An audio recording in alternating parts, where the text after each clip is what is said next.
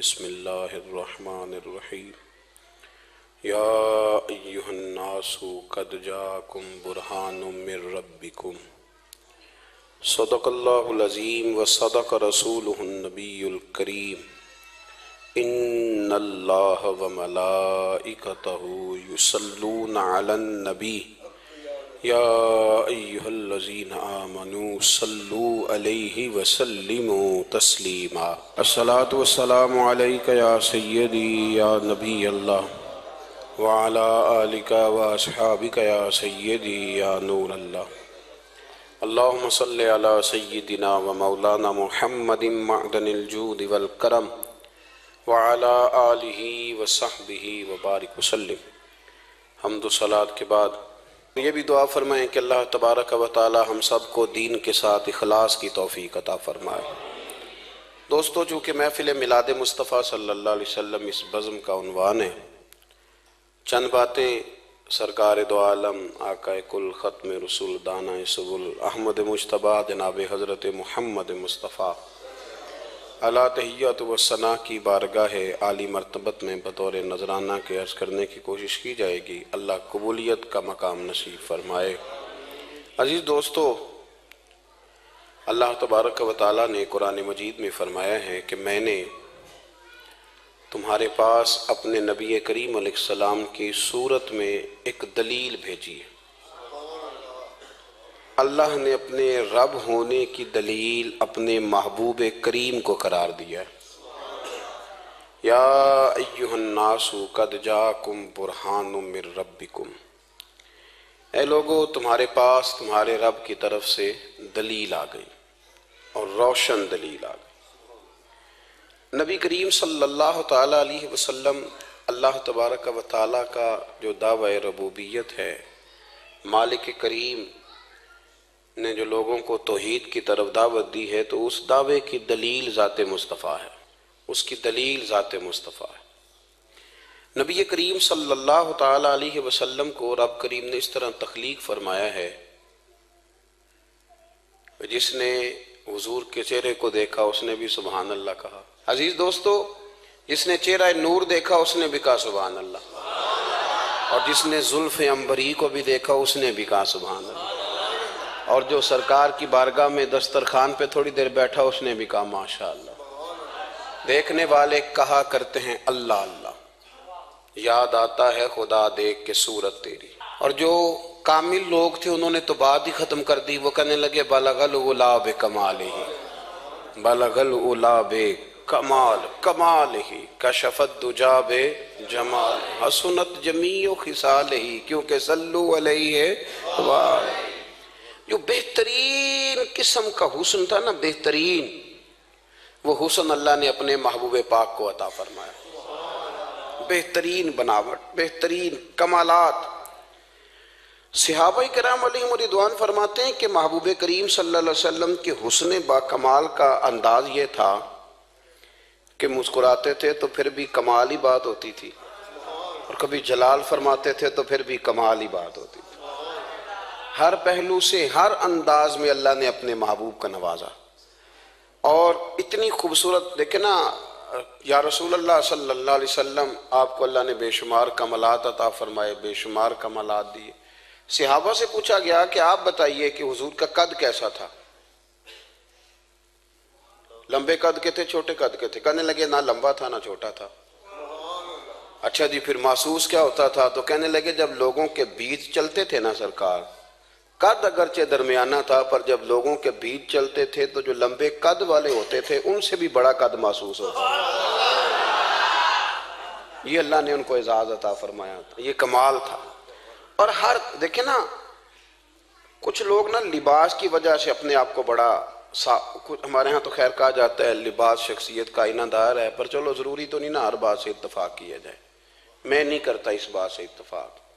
मेरा मौक़िफ़ ये है कि लिबास कहाँ आईनादार होता है, किरदार बंदे का आईनादार होता है, लिबास कहाँ आईनादार होता है। तो लोग कुछ कपड़े वपड़े डाल के भी खूबसूरत बनते हैं, लेकिन कुछ ऐसे लोग होते हैं कि वो जो कपड़ा उनके वजूद से लग जाए वो कपड़ा भी हुस्न वाला हो जाता है। महबूब करीम सैयद आलम अलैहिस्सलाम सादा ग़िज़ा खाते थे, सादा कपड़ा पहनते थे, लेकिन जो काम हुजूर ने किया ना वो बाकमाल ही किया। उसके अंदर अजब सी खूबसूरती थी, कुछ अलग सा उसका अंदाज था, और वो खुद ब खुद ना बाकी सारी चीजों से काम निराला ही हो जाता था, अनोखा हो जाता था। और लोग खुद ब खुद कह उठते थे कि ये जो चीज हमने देखी है ये हमने किसी और मकाम पर नहीं देखी। खुद ब खुद लोग कह उठते थे। अल्लाह तबारक व तआला ने न कुल कमालात अपने महबूब को अता किए। अब एक ये होता है कि बंदा बड़ा हसीनो जमील होता है, बड़ा खूबसूरत लगता है, वजादार होता है, दाढ़ी शाड़ी पगड़ी,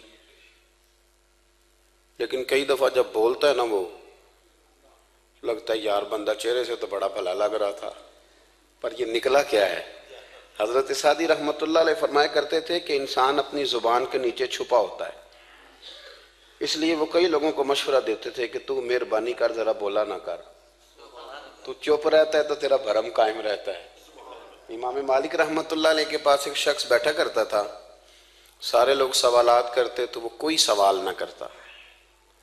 तो एक दिन इमाम साहब फरमाने लगे सारी दुनिया जो मसले पूछती है तो तू भी कोई पूछ लिया कर। कहने लगा जी पूछ लेते। रोजा कब इफ्तार करना है? आपने फरमाया जब सूरज डूब जाए। तो कहने लगा अगर सारी रात डूबे ही ना तो इमाम साहब फरमाने लगे तो पागल तो नहीं, वो कौन सी रात है जो रात भी हो जाए और सूरज डूबे ही ना, सारी रात सूरज ही ना डूबे। आप फरमाने लगे अब तेरे लिए मेरा मशवरा है कि तू चुप ही रहा कर, तेरा ना पूछना ही तेरे हक में बेहतर है, तू ना पूछ। यानी कुछ लोग खद्दो खाल के लिहाज से बड़े हसीन होते हैं, बड़े हसीन, लेकिन उनकी जो गुफ्तगू होती है ना, गुफ्तगू वो कुमाना खेज नहीं होती। कभी कभी कच्ची बात भी कर जाते हैं, कभी कभी वो अपने स्टेटस से नीचे उतर के भी बात करते हैं। उनसे मिल के बात करके अफसोस होता है कि यार यही बेहतर था कि दूर रहते, चलो हमारा भरम तो कायम था ना, करीब आके क्या मिला, बस कुछ भी नहीं। ये तो बंदा खुला है तो एहसास हुआ है कि ना ही मिलते तो ज्यादा अच्छा था, दूर रह के भरम अच्छा था। लेकिन मेरे महबूब का कमाल क्या है। हजरत अब्दुल्ला इब्न सलाम रदी अल्लाह तआला अन्हु फरमाते हैं कि मैं यहूदियों का बहुत बड़ा आलिम था। मलंग शलंग बंदे मुतमईन करने आसान होते हैं, आलिम फाजिल पढ़े लिखे बंदे को किसी बंदे का मुतमईन करना, मुतासिर करना बड़ा मुश्किल होता है। आप फरमाते हैं मैं नबी करीम अलैहिस्सलाम की बारगाह में पहले दिन गया मैं बहस के इरादे से, मुनाजरे के इरादे से, चूंकि यहूदियों का आलिम था। हुजूर ऊँटनी पर तशरीफ फरमा थे। और यारो मेहनत करके जो मेकअप करके चेहरा बनाया जाता है उसके अंदर हुस्न तो कई दफा होता है पर जाज़बियत नहीं होती। लेकिन जिस बाबे ने कभी मेकअप ना किया हो लेकिन वुजू जरा तरीके से करे रोज, तो रंग गोरा ना भी हो तो लोग कई दफा ये नहीं कहते रंग गोरा है, बल्कि लोग कहते हैं चेहरा नूरानी है। अब मैं इस पर मैं कुछ कलाम कर सकता हूं कि गोरे और नूरानी चेहरे में भी फर्क होता है। कुछ चेहरे गोरे होते हैं पर नूरानी नहीं होते, कुछ गोरे नहीं होते पर नूरानी बड़े होते, ये अलग उन्वान है। तो हजरत अब्दुल्ला इब्न सलाम रदी अल्लाह तआला अन्हु फरमाने लगे जब मैं गया तो हुजूर ऊँटनी पर तशरीफ फरमा थे, कहते हैं सादा वुजू, और मैं देख रहा था कि दाढ़ी मुबारक में कंघी भी नहीं हुई थी, सरकार ने सर पे सादा सा इमामा बांधा था। हुजूर ऊँटनी पर बैठे थे और जिस ऊँटनी पर तशरीफ फरमा थे उस पर कजावा भी कोई नहीं था। लेकिन कहते दो जुमले हुजूर की जुबान से निकले, दो जुमले, और मैं उन जुमलों का कैदी हो गया।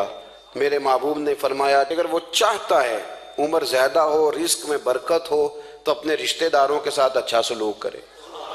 ये हदीस अगरचे अपने इन्हीं अल्फाज के साथ मिशकात में मौजूद है, लेकिन वहां हजरत अब्दुल्ला इब्न सलाम रदी अल्लाह तआला अन्हु कहते हैं कि वो क्या मिठास थी लफ्जों में, जुमले थोड़े थे, बात में गहराई बहुत ज्यादा थी। मैं आया था बहस करने, पर मैं आगे बढ़ा, हुजूर का दस्ते मुबारक थामा और मैंने अर्ज की या रसूलल्लाह मुझे कलमा पढ़ा दे, मैं मुसलमान होना चाहता हूँ। हमारे यहाँ लोग समझते हैं कि बहुत ज्यादा फलसफा बयान करने वाला शायद कोई बड़ा पढ़ा लिखा बंदा होता है, ये जी नफ्सियात का बड़ा माहिर है जी, इसने कई मास्टर किए हुए हैं, एमफिल की है, पीएचडी की। ओ खुदा के बंदे, नफ्सियात का माहिर वो होता है जो सामने वाले की अकल के मुताबिक बात करना जानता है। और अगर तू कहे जी मेरी बात ही बड़ी मुश्किल है, मैं किसको समझाऊं, तो आप ये पढ़े लिखे नहीं है, आप अभी समझदार नहीं हुए। कल्लिमुन्नासा ला कदरे उकूल ही। अगर आप पढ़े लिखे होते तो लोग आपकी बात समझते। मेरे रसूल करीम ने कभी कोई मुश्किल बात नहीं की, कभी कोई फलसफा नहीं बयान किया। बल्कि तेरी निगाह नाज से दोनों ही मुराद पा गए। अकले गियाबे जुस्तजू इश्क़ हुजूरो। इस तरह इकबाल कहते हैं अगर बड़ा अक्लमंद आदमी होता था तो हुजूर की बात उसके दिल को भी अच्छी लगती थी, और अगर कोई इश्क मस्ती वाला आता था ना कि मैंने मस्त होके आना है, तो वो भी मेरे नबी की बातों से मस्त हो जाया करता था। दोनों तेरी निगाह नाज से दोनों मुराद पा। तो हुजूर को बात करने का सलीका भी बड़ा शानदार आता था। हजरत आयशा सिद्दीका रदी अल्लाह ताला अन्हा फरमाती हैं कि नबी करीम सल्लल्लाहु अलैहि वसल्लम जब बात करते थे तो इतनी धीमी करते थे, इतनी धीरे में करते थे।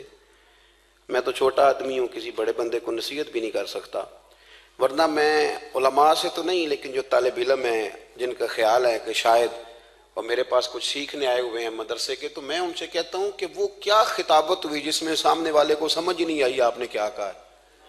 आप इतने जोश में चले गए, कहता जी वो मेरा इश्क बड़ा जवान था। तो मैंने कहा आपका इश्क ज्यादा जवान था कि रसूल पाक की सुन्नत से ही आगे निकल गया है। अब ठहर ठहर के बात करें। आपकी बात अगर सामने वाले की समझ में ना आई तो उसका माना क्या हुआ। हमने तो ये सुना है कि सहाबा कहते हैं जब अल्लाह के हबीब गुफ्तगू करते थे तो हम यूं बैठते थे कि हमारे सरों पे परिंदे बैठे हो, तो हरकत भी नहीं करते थे। तो बहरहाल जो बात अर्ज करनी है उस पर गौर करें। जनाब आयशा सिद्दीका कहती है ठहर ठहर के बात करते, आहिस्ता। और ये लफ्ज आपको याद रखना है। सैयदा आयशा सिद्दीका कहती हैं जब हुजूर गुफ्तगू करते थे ना, तो अगर हम नबी पाक के अल्फाज को गिनना चाहते थे तो गिन भी सकते थे, गिनना चाहते तो गिन भी। दोस्तों, एक तो आपकी जो सादगी होगी वो असल होगी। मुलम्मा साजी से निकले।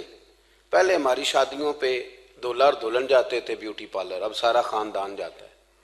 इसमें हुसन नहीं होता, इसमें बेवकूत हो जाता है आदमी। आपको जो रब करीम ने बनाया है उससे ज्यादा शानदार आपको कोई बना सकता है? अल्लज़ी खलक़का फसव्वाका फ़अदलक फी अय्यि सूरतिन मा शा रक्कबक। अल्लाह फरमाते जो मैंने तेरा चेहरा बनाया है ना, ये मेरी चाहत है। मैंने जैसा चाहा है तुझे बनाया है, तो मुझे तुझे वो चेहरा पसंद क्यों नहीं जो मेरे रब ने बनाया है। ये चाहत है। अल्लज़ी खलक़का, जिसने तुम्हें पैदा किया, फसव्वाका फ़अदलक, फिर हमवार किया, फिर बराबर किया। और फी अय्यि सूरतिन मा शा रक्कबक, फिर जिस सूरत में उसने चाहा तुझे तरकीब किया। तो पहली बात। और दूसरी बात, गुफ्तगू करें तो जरा थोड़ा सा ना मौका दें किसी और। कुछ लोग ऐसे होते हैं जिनके पास आप बैठे तो बस वही बोलेंगे, आप नहीं बोल सकते। अब वही बात करें, गुफ्तगू करें, माना खेज करें। इतनी बातें ना करें कि फिर आप रह जाएं। कम बात करें, और जितनी करें वो वजनी करें, ताकि आपकी बात का एक खास हुजम हो, एक वकार हो। अल्लाह के महबूब बात करते तो उस बात के अंदर वजन होता, वकार होता। हमारे अस्साब रहमतुल्लाह अलैह हमें अक्सर हुक्म देते थे तकरीर थोड़ी करना, नात के 2-3 शेर पढ़ना। तो मैंने एक दिन अर्ज की हुजूर क्यों? फरमाने लगे अल्लाह रसूल की बात को बेवकत ना कर देना कि लोग सुनना ना चाहें और तुम जबरन सुनाओ। फरमाया रंग इस तरह का होना चाहिए कि लोगों में दिलचस्पी अभी हो और बात खत्म हो जाए। इसको को बेवकत कर देना है कि जबरदस्ती आप। तो अच्छी गुफ्तगू करें, माना खेज सुने। एक हदीस पाक हजरत अबू बरदा रदी अल्लाह ताला एक सहाबी हैं, अलबदाया वन निहाया में रवायत आपको मिलेगी। वो कहता है मेरा अपनी बीवी से इख्तलाफ हो गया। बीवी से जब बंदा राजी होता है तो बड़ा ही राजी होता है। फिर वो कहता है कि जैसी मेरी है वैसी किसी की भी नहीं। और जब होता है ना नाराज, तो फिर वो मंगनी से कहानी शुरू करता है कि जब मेरी मंगनी हुई थी तो तेरे चाचे ने मुझे घूरा था। और फिर वो बारात वो दिन जब रखे थे उस दिन जो काम हुआ था उसका भी जिक्र। अब इख्तलाफ जो हो गया, और जब आप किसी से नाराज होते हैं फिर उसकी खामियां सारी सामने आ जाती हैं। फिर वो कहता है शादी वाले दिन तेरे रब्बे ने सही सलूक नहीं किया, ये जो मुझे कपड़े दिए थे जो को पहनने वाले तो नहीं ना, तो मेरी अम्मा। अब इख्तलाफ हो गया। अब हम क्या करते हैं, जो करीब वाले लोग होते हैं वो उस पर थोड़ा तेल और डालते हैं। वो कहते हैं नहीं नहीं तेन तो अजे पता ही नहीं, अजे तेन बड़ियां गल्लां दा पता ही नहीं, तू तो शादी तो 15 दिन बाद सऊदी अरब टुर गया साढ़े को सुन कहानियां, हम तुम्हें बताते हैं ताकि तबाही और उतरे। इस तरह ना करें। आप एक आध बात कह के चले जाते हैं, उन बेचारों ने इकट्ठे रहना होता है, उनकी जिंदगी दोज़ख बनी रहती है। उनको करीब करें। अल्लाह के रसूल तो किसी का निकाह करते थे तो मियाँ बीवी के दरमियान मोहब्बत की दुआ फरमाते थे। तो वो सहाबी आए तो अपनी बीवी से नाराज थे, तो उन्होंने अब बात शुरू कर दी, कहने लगे ये भी करती है, ये भी करती है, ये भी करती है, ये भी गलती है, ये भी गलती है, ये भी कोताही है, बड़ी बातें सुनाई। अल्लाह ने कान कितने दिए और जुबान। इसका मतलब है सिंगल बोलना चाहिए और डबल सुनना चाहिए। आप जितना बोलते हैं उससे डबल सुनने का मिजाज बनाएं, क्योंकि कान अल्लाह ने दो दी और जुबान सिंगल बोलने और डबल सुने। हुजूर सुनते रहे, बल्कि हजरत अबू बरदा रदी अल्लाह तआला अन्हु कहते हैं मेरे महबूब ने ना तकिया मंगा लिया, टेक लगा ली। कई लोग कहते हैं ना जी डॉक्टर ने मेरी बात तो पूरी सुनी कोई नहीं, तो जब तक पूरी सुनी ना जाए बाज बंदों को तसल्ली नहीं होती। पूरा वक्त दिया। वो कहते हैं जितना मेरे अंदर गुबार था सारा मैंने निकाला और मैंने साबित कर दिया कि मेरी बीवी में ये भी कमजोरी है, ये भी कमजोरी है, ये भी कमजोरी है। कहते हैं जब मैं थक गया ना बातें कर करके और बातें खत्म हो गई तो हुजूर हल्का सा मुस्कुराए, फिर पहली नजर ही लौट ले माही तेरे हार श्रृंगारा। कहते हैं हुजूर हल्का सा मुस्कुराए जेरे लब और फरमाने लगे कि तेरी बात खत्म हो गई है तो एक मैं भी कर लूं। तो कहते हैं नबी करीम सैयद आलम सल्लल्लाहु अलैहि वसल्लम ने ना सारी बातें सुनी तो फरमाया कर लूं, तो मैंने कहा या रसूलल्लाह करें। तो नबी करीम सल्लल्लाहु ताला अलैहि वसल्लम फरमाने लगे सिर्फ एक बात का जवाब दे, सिर्फ एक, तेरे आगे हैं यूं दबे लचे फुसहा अरब के बड़े बड़े, कोई जाने मुंह में जुबान नहीं, नहीं बल्कि जिस्म में जा नहीं। हुजूर फरमाने लगे ये बता कि तेरी बीबी में सारियां खामियां ही हैं कि कोई खूबी भी है? भाई इतना जवाब दे दे, ज्यादा लंबी चौड़ी बात नहीं। तेरी बीवी में सारियां खामियां हैं। अल्लाह जो बंदे बनाता है ना, तो ऐसा कोई बंदा रब करीम ने नहीं बनाया जिसके अंदर अल्लाह ने कोई खूबी ना रखी हो। ये अलग बात है कि हमारी अपनी ऐनक पर मिट्टी पड़ी होती है और हम सामने वाले का चेहरा साफ करते रहते हैं, अपनी ऐनक नहीं साफ करते। तो हजरत अबू बरदा रज़ी अल्लाह तआला अन्हु फरमाते हैं जब सरकार ने उस शख्स से ये बात कही ना कि कोई खूबी भी है तेरी बीवी में, तो कहते हैं वो शख्स कहता है मेरी ना बिल्कुल एक जुमले ने सोच ही बदल दी सारी। यूं समझ ले कि मैं इस रोड पे चल रहा था, मेरे नबी पाक ने मुझे इस वाले रास्ते पे डाल दिया। बिल्कुल सारी सोच, यानी एक ही जुमला, लेकिन हर चीज बदल दी सरकार ने। हुजूर फरमाने लगे कोई खूबी भी है?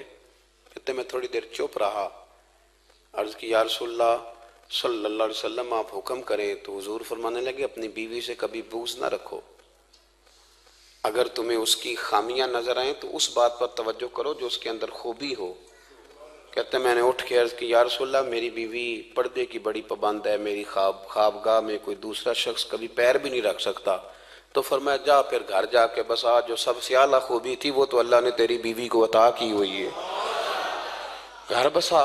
तो एक तो सरकार की जाहिरी जो अल्लाह ने आपको हुस्न जमाल दिया था वो बेमिसल था, गुफ्तगू का जो ढाब और सलीका दिया था वो बेमिसल और बेमिसाल था। और फिर जो हुजूर की अदाएं थी ना, काना खुलुकुहुल कुरान। हजरत आयशा सिद्दीक़ा कहती हैं मेरे महबूब के अखलाक देखने हो तो कुरान पढ़ो। जिन अखलाक का कुरान दर्स देता है वो अमली तौर पर सारे मदीने वाले महबूब में पाए जाते थे। जो सबसे बेहतरीन आदत थी ना, बेहतरीन तरीन आदत, वो अल्लाह ने मेरे रसूल करीम को अता फरमाई। हमारा ना अब एक मिजाज बन गया है, हमारे पास लोग बड़े फख्र से बताते हैं कि जी मिसवाक सुन्नत है। अब तो साइंस भी मान गई है कि मिसवाक करेंगे तो आपके वजूद के अंदर जो मुंह में फालतू मादे होंगे जरासीम वो मर जाएंगे। अब साइंस भी मान गई है। मुझे कभी कभी इस लफ्ज़ से बड़ी तकलीफ होती है। मैं कहता हूँ कि साइंस अगर ना माने तो हमें कोई इस पे फर्क पड़ता है? बोल के बताएं। ना माने साइंस, हमें क्या लेना देना साइंस से? साइंस तो कभी कुछ कहती है फिर कभी कुछ और कहने लग जाती है। साइंस का क्या है? साइंस को मनवाना हमारी ड्यूटी। हाँ, इस तरह का दीन ना बनाओ कि माज़अल्लाह दीन को साइंस का गुलाम कर दो। साइंस कल भी रसूलुल्लाह की गुलाम थी, आज भी मेरे नबी पाक की गुलाम है, इसको गुलामी करनी पड़ेगी। तो ये कोई तरीका नहीं है कि बात को इस तरह लेके जाया जाए। तो हुजूर की जितनी अदाएं हैं, जितनी, एक कद्दू शरीफ है, हुजूर ने कद्दू इस्तेमाल फरमाया है। आप चले जाएं किसी भी जगह पे, जिस बंदे को बहुत ज्यादा ब्लड प्रेशर का मसला हो ना, तो आप उसको डॉक्टर कहते हैं कि कद्दू मिले तो इसको इस्तेमाल कराओ, तेजाबियत हद दर्जे इख्तियार कर जाए और अंदर का निज़ाम सारा धर्म बरम हो जाए तो इसको कद्दू इस्तेमाल कराओ। और आप उसकी खासियत देख लें, तमाम सब्जियों में से तहकीक भी सबसे ज़्यादा उसी पे होती है। मेरे रसूल पाक का एक तरीका मुबारक है और सहाबा के, अगरचे सैयदुत ताम गोश्त है, कानों का सरदार इसे कहा गया, लेकिन हजरत अनस बिन मालिक रदी अल्लाह तआला अन्हु फरमाते एक दर्जी ने नबी पाक की दावत पकाई थी। वो दर्जी था, कपड़े सीता था। आप फरमाते हैं कि मैं हुजूर के साथ उस दर्जी के घर गया तो गोश्त और कद्दू पका हुआ था। फरमाते हैं अगरचे सरदार गोश्त ही है, पर नबी करीम ने ना गोश्त के टुकड़े हटा हटा के ना तो अंदर से कद्दू निकाल निकाल के खाया। हजरत अनस बिन मालिक कहते हैं मुझे कद्दू पसंद नहीं था, मैंने कभी नहीं खाया था। घर में होता तो मैं झगड़ा करता, पर आज हुजूर की रगबत देखी ना तो कल नहीं पसंद था, पर अभी अभी मुझे कद्दू बड़ा पसंद हो गया। मुझे कद्दू शरीफ से प्यार हो गया। जो आला तरीन चीजें थी वो नबी पाक ने इस्तेमाल फरमाई, आला तरीन। जैतून की अफादियत कभी कम हुई है 1400 सालों में? बोल के बताएं, कभी किसी ने कहा हो कि जैतून इस्तेमाल ना करो? कभी इसकी अफादियत में, ये इमामा मेरे नबी पाक की सुन्नत है। सारे पढ़िए सल्लल्लाहु, हुजूर की सुन्नत है ना ये। कभी कोई बंदा ऐसा आपको मिला हो कि उसने इमामा बांधा हो तो किसी ने कहा रहन दे यार तेनू सोहना नहीं लगता? बंदे सारे सोहने तो नहीं ना होंगे। मेरी बात की समझ आ रही है? लेकिन इमामा कभी कोई आपको मिलेगा ही नहीं कि इस बंदे के मिजाज के साथ ये फिट या इसके चेहरे के साथ ये फिट। ऐनक आप ले लें बाजार से, छोटी भी मिलती है बड़ी भी मिलती है। कुछ लोगों के चेहरे पे कुछ चीजें नहीं सेट होती, फिट नहीं होती, लेकिन ये सरकार की चूंकि सुन्नत है और इसका एजाज ये है कि नबी पाक ने फरमाया जुमे वाले दिन इमामा बांध के आया करो। जुमे वाले दिन इमामा बांध के आया करो। जो लोग जुमे वाले दिन इमामा बांध के आते हैं अल्लाह के फरिश्ते उन पर दरूद भेजते हैं। लेकिन इमामा शरीफ होना चाहिए, अपनी मर्जी का रुमाल ना बांध लें, कम से कम 3.5 गज हो और टोपी के ऊपर बांधा गया हो। अपनी मर्जी का तरीका नहीं इख्तियार करें, वो जो शरीयत ने हुदूद बयान की है उसके मुताबिक चलें। मेरी बात की समझ आ रही है? तो जो बात मैंने छेड़ी है वो ये है कि अल्लाह के महबूब रब करीम की दलील है। जितना कायनात के अंदर हुस्न कोई बंदा तलाश करना चाहेगा वो मजबूर हो जाएगा और उसे दरवाजा रसूल पे जाना ही पड़ेगा, उसे नबी पाक के दरवाजे पर उसे जाना पड़े। हर तरह का हुस्न, हर हम कोशिश बड़ी करती हैं सोने लगने की, बड़े बड़े लोग रूप धारते हैं बेचारे, बड़ा कुछ करते हैं, लेकिन आपको लोग सोना कहेंगे, नूरानी नहीं कहेंगे। मुझे बड़ी कर लें, दाढ़ी रोज बनाएं बेशक, लेकिन फितरत दाढ़ी है, हुस्न नाराज हो गया। दाढ़ी का वजन होता है, पूछ लो जी वड्डी ओनू के कोई तेन भारी तो नहीं लगती पई, इसका कोई वजन है। और दाढ़ी बड़ी समझदार है, कभी औरत के मुंह पे नहीं आती, आती मर्द के मुंह पे है, मर्द के मुंह पे दाढ़ी आती।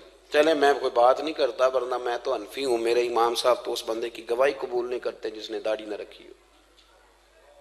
वो कहते हैं इसकी शहादत कचहरी में काबिल कबूल नहीं है, वो तो कबूल नहीं करते उसकी शहादत को भी। अब चलें, अवाम से डरते डरते कई दफ़ा कुछ बातें नहीं बताई जाती, पर बातें हैं तो सही ना। एक बंदे ने दाढ़ी मुंडाई थी तो जनाब उमर ने मदीने से भी निकाल दिया था। उन सानू काने कोई कह गया कि चंगी तरह नेक होवेगा तां रखी, ते रोटी उदन खाई हाँ जिदन चंगी तरह नेक हो जाएगा। उससे पहले क्यों खाते हो? ये कसम उठाओ कि पैसे उस दिन पकड़ने हाथ में जिस दिन चंगी तरह नेक होना है। कुछ लोग कहते हैं मैं अंदर से ठीक नहीं, तो अंदर से ठीक होना तेरी ड्यूटी नहीं, जाहिर ठीक करना तेरी ड्यूटी है, बातन तो रब करीम अपनी रहमत से दुरुस्त फरमाया करता है। तो जो तेरे जिम्मे लगाया अल्लाह ने वो तो करना, जो तेरे अल्लाह ने जाहिरी सूरत से होता क्या है सुनो क्या होता है। मुल्ला रूमी ने लिखा है हजरत मूसा अलैहिस्सलाम के ज़माने मुबारक में एक शख्स था, तो हजरत मूसा अलैहिस्सलाम की नकलें उतारता था। आपकी तरह लंबा कुर्ता पहनता था, हाथ में छड़ी पकड़ता था, थोड़ा गुस्से से बोलता था, माज़अल्लाह नकल उतारता था। तो जनाब मूसा कलीमुल्लाह अलैहिस्सलाम की कौम का जब गलबा हुआ तो उन्होंने निकाल दिया उसको, तो नकलें उतारता है, वो निकल गया,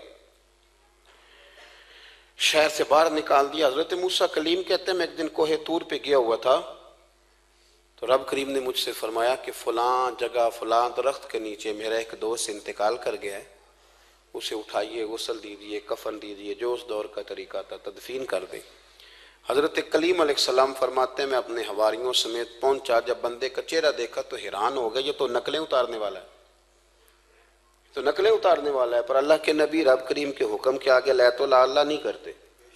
ये नहीं कहते कि मेरी अकल में नहीं आ रहा। उठाया, गुसल दिया, कफन दिया, तदफीन कर दी उसको। जब दफन हो गया, हज़रत मूसा अलैहिस्सलाम को है तूर पे हाजिर खिदमत हुए और बारगाह आली मर्तबत में अर्ज़ करने के मालिक तू बेनियाज है, चारा सवाल तो नहीं। पर अपनी तसल्ली के लिए मालिक ये फरमाइए कि वो तो नकलें उतारता था।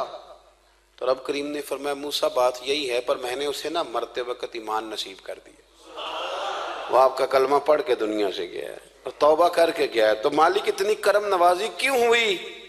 तो रब करीम ने फरमाया मूसा जब वो तेरी तरह बन सवर के निकलता था ना, तेरी अदाएं अपनाता था तो मुझे प्यारा ही बड़ा लगता था, वो प्यारा लगता था। यारो देखो ना, तिरमिज़ी शरीफ में हदीस है, मेरे रसूल पाक अलैहिस्सलाम ने फरमाया मेरा उम्मती जब सफेद दाढ़ी लेके कब्र में जाएगा ना, दाढ़ी और वो भी सफेद, तो रब फरिश्तों से फरमाएगा इसे अजाब ना देना, ये मेरे महबूब की सुन्नत सफेद दाढ़ी लेके आ गए, मुझे शर्म आती है इसे अजाब देते। आप बात को समझे कि ये हुजूर की सुन्नत का एजाज जो अल्लाह की बारगाह में, रब के हुजूर जो सुन्नत का एजाज, इसलिए कि कायनात में सबसे आला तरीन जो काम था वो किया ही मेरे मुस्तफ़ा करीम ने। आला तरीन अमल नबी पाक का, आला तरीन, और तरीक़ा मुबारका में हुस्न और जाज़बियत। और आप अंदाजा कर लें, हम लोग पटरी से उतर जाते हैं, मर्जी करते हैं, हमारा मिजाज है जितना मर्जी को कहे कि अल्कोहल वाली खुशबू इस्तेमाल ना करें, पर हम कोई ना कोई दलील निकाल के ले ही आते हैं। लेकिन खुशबू इस दौर में भी इतनी बिकती है जिसकी याद नहीं, और लोग अपनी अपनी ज़रूरत के लिए उसको इस्तेमाल है। इन 1400 सालों में, 1450 सालों में एक दफ़ा भी ऐसा नहीं हुआ कि ये कारोबार कहीं ठंडा हुआ हो। हरम शरीफ अल्लाह आपको ले जाए तो मस्जिद नबी में सोने की दुकान के साथ खुशबू वाली दुकान होती है। यानी इतना महंगा कारोबार है कि जितना किराया सोने की दुकान वाला दे रहा है उतना ही खुशबू की दुकान वाला दे रहा है। इतना महंगा ये कारोबार है, एक दिन भी इस काम की अहमियत कम नहीं हुई। और रसूल करीम ने क्या फरमाया, सहाबा कहते हैं 3 चीज़ों से कभी मना नहीं करते थे। कोई तकिया देता था तो कबूल करते थे, कोई बंदा अगर हुजूर को दूध पेश करता था तो नबी पाक कबूल करते थे, और अगर कोई शख्स हुजूर को खुशबू देता ना तो हुजूर जल्दी कबूल फरमाते थे। ये मिजाज था। तो जो आला तरीन चीज़ें थीं उनको मेरे रसूल करीम सल्लल्लाहु अलैहि वसल्लम ने किया, हमें करके दिखाया। हमारा ज़ाहिरी हुलिया, आज भी अहले अरब लंबा कुर्ता पहनते हैं, आप लंबा कुर्ता पहनने हया के ज़्यादा करीब है। खुला लिबास हुजूर पसंद करते थे, ये शर्मो हया के ज़्यादा करीब है, इसके अंदर इंसान का पर्दा ज़्यादा है। वो सारी इफ़ात जिनसे एक आदमी मुत्तसिफ हो सकता है और अपने आप को सजा सकता, अपने मामलात को ठीक कर सकता है, वो सारी रसूल पाक ने हमें अता फरमाई। एक हुजूर का तरीका मुबारक था कि सामने वाले जितने लोग हुजूर के दाएं बाएं रहते थे उनका ख्याल करते थे। आप इज्जत देनी शुरू कर दें, अल्लाह आपको सुकून अता कर दे। आप एहसास करें दूसरों का, हुजूर ना शिद्दत के साथ, ये आला सुन्नत है मेरे नबी पाक की सल्लल्लाहु, सारे पढ़िए दुरूशी सल्लल्लाहु, ये आला सुन्नत है। आप देखें ना बुखारी मुस्लिम में मौजूद है, हुजूर फरमाते हैं मेरा दिल चाहता है मैं लंबी नमाज पढ़ाऊं, लंबी नमाज पढ़ाऊं, दिल मेरा चाहता है। लेकिन फरमाया जब मैं देखता हूं ना कि पीछे बच्चे भी खड़े हैं, बूढ़े भी खड़े हैं, बीमार भी खड़े हैं, तो गोया हुजूर फरमाने लगे मैं बंदों का एहसास करके रब की नमाज छोटी कर देता हूँ, मैं मुख्तसर पढ़ाता हूँ। और मुस्नद इमाम अहमद बिन हंबल में हदीस के लफ्ज़ हैं कि अगर कोई नबी पाक के इंतज़ार कर रहा होता था तो नमाज मुख्तसर पढ़ते थे और उसको फारिग करके भी लंबी नमाज पढ़ते। ऐसा नहीं कि अब आए हैं 4-5 लोग तो उनको पता चल जाए कि हजरत जी बड़ी तगड़ी नमाज पढ़ते हैं, बड़े सूफी साफी आदमी, ये नहीं, बल्कि नमाज है। बल्कि मुस्नद इमाम अहमद बिन हंबल में तो वो खूबसूरत हदीस मौजूद है। सैयदना बिलाल हबशी रज़ियल्लाहु तआला अन्हु फरमाते हैं कि मैंने असर की नमाज के लिए इकामत पढ़ दी थी, हुजूर मुसल्ला इमाम पर तशरीफ ले गए थे, एक यहूदी का गुलाम आया और उसने आके अर्ज की या रसूल अल्लाह मैं बड़ी मुश्किल में हूं, अगर आप चलें तो मेरा मसला हल हो सकता है, मेरा मसला हल हो जाएगा। तो हुजूर के एहसास की शिद्दत का ये हाल था कि नबी करीम ने नमाजियों से फरमाया तुम बैठ जाओ, मैं पहले इसका काम करके आता हूँ। खुदा के बंदे तो हैं हजारों, बनू में फिरते हैं मारे मारे, मैं उसका बंदा बनूंगा जिसको खुदा के बंदों से प्यार। एहसास की शिद्दत, ये हुजूर की सुन्नत है। और बहुत ज्यादा ख्याल रखना दूसरे का, ये मेरे नबी पाक का तरीका है। दूसरों को सोचना, दूसरों के लिए बात करना, दूसरों के लिए दुआएं करना, उनके एहसासात का ख्याल रखना। सैयदा तैयबा ताहिरा हजरत आयशा सिद्दीका रज़ी अल्लाह ताला अन्हा फरमाती, एक दिन सरकार मुझसे फरमाने लगे, आयशा जब तुम मुझसे नाराज होती हो तब भी मुझे पता चल जाता है, जब राजी होती हो तब भी पता चल जाता है। ये हमारा ये मिजाज नहीं होता घर के अंदर भी। हम घर के अंदर भी नवाब साहब ही होते हैं। ये नहीं घर जाके कहानियां सुनाते हैं, कहते हैं तुम पता मैं किड्डा औखा कमाई किड्डी मुश्किल है, पीछे पीछे हट जाओ सारे, मैं फतह करके आऊँ, अभी K2 सर करके आया हूँ। एक बच्चा पानी ले खड़ा हो जाए, दूसरा दूध का गिलास लाए, बेगम साहबा फटाफट आइए, ऐसे नहीं करें। मेरे रसूल पाक अलैहिस्सलाम की प्यारी ज़ौजा कहती हुजूर घर आए, खाना मांगा, मैंने अर्ज़ की हुजूर मेरे सर में दर्द है, तो पढ़ो ना इब्ने इसहाक को। महबूब फरमाने लगे, ला मैं तुझे आटा गूंद देता हूँ, तू मुझे रोटी पका दे। ये भी सुन्नत है नबी पाक की। उन चुप कर गए हो, ये भी हुजूर की सुन्नत है, ये भी सरकार का तरीका है। कभी कभी घर में झाड़ू देना, ये भी नबी पाक का। हुजूर काम में हाथ बटाते थे ना अज़वाज का, ये वाली सुन्नत किस दिन अदा करनी।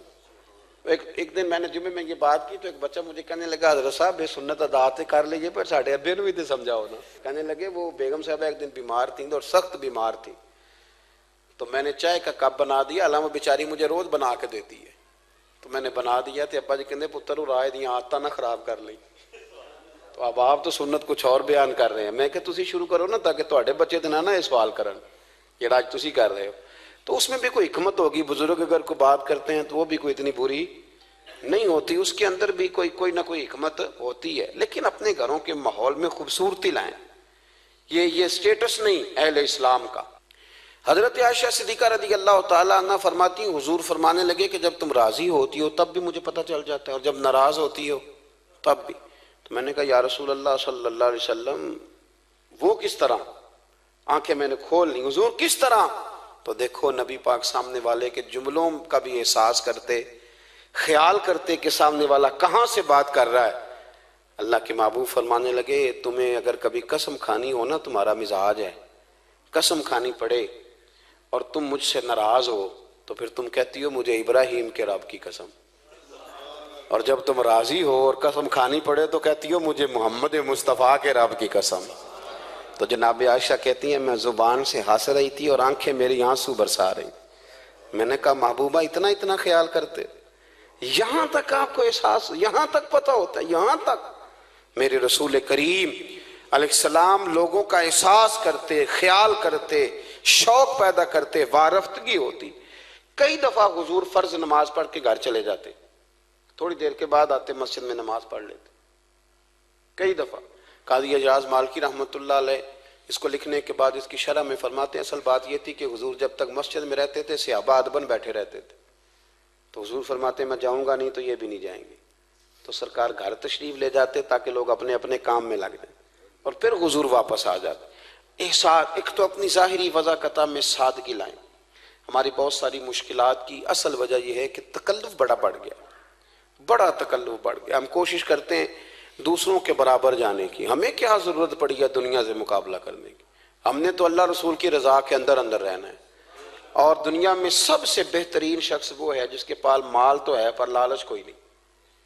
अपने आप को पीछे लाएं। दूसरी बात यह कि अपनी गुफ्तगू बड़ी साफ सुथरी करें, सादी करें, उसके अंदर कोई तकल्लुफ ना बरपा करें, बात सामने वाले की अकल के मुताबिक करें। और तीसरी बात यह कि अपनी आदत में, उठने बैठने में, चलने फिरने में अपना थोड़ा सा ख्याल करें। और एक बात और आपको अर्ज करूं, ये आपको ज्यादा देर मेहनत नहीं करनी पड़ेगी। अगर थोड़ा सा वक्त आप अपने आप को दे देना, इकबाल कहते हैं अपने मन में डूब कर पाजा सुरागे जिंदगी, चल तू अगर मेरा नहीं बनता ना बन, अपना तो बन, अपना तो बन। थोड़ा ही अपने ऊपर भी तो मेहनत कर ले कि सारी जिंदगी दूसरों की इस्लाह करते रहना।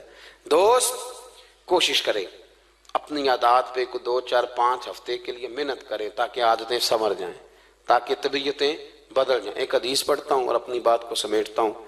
मेरे रसूल करीम सल्लल्लाहु ताला अलैहि वसल्लम ने फरमाया कि अगर अल्लाह अखलाक को चेहरा देता ना ये जो आदात होती हैं, और आदात से मुराद सिर्फ मीठा बोलना नहीं, बल्कि लालच ना करना भी खुल्क है, थोड़े पे राजी रहना भी खुल्क है, सच बोलना भी खुल्क है, गीबत से बचना भी। असल अखलाक ये है।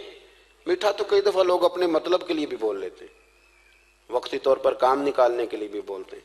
तो हुजूर ने फरमाया कि अगर खुल्क को अल्लाह तबारक व तआला चेहरा अता करता तो कायनात में सबसे बेहतरीन चेहरा उसने अखलाक का होता, सबसे अच्छा और खूबसूरत। और फरमाया अगर बदखुल्की को अल्लाह चेहरा देता तो बदसूरत तरीन चेहरा इसका होता। इसका क्या माना हुआ कि अगर हमारा किरदार अच्छा है, सोच अच्छी है, लोगों के बारे में नजरिया अच्छा है, एहसास है, तो फिर हमारे अंदर दुनिया का सबसे खूबसूरत इंसान मौजूद।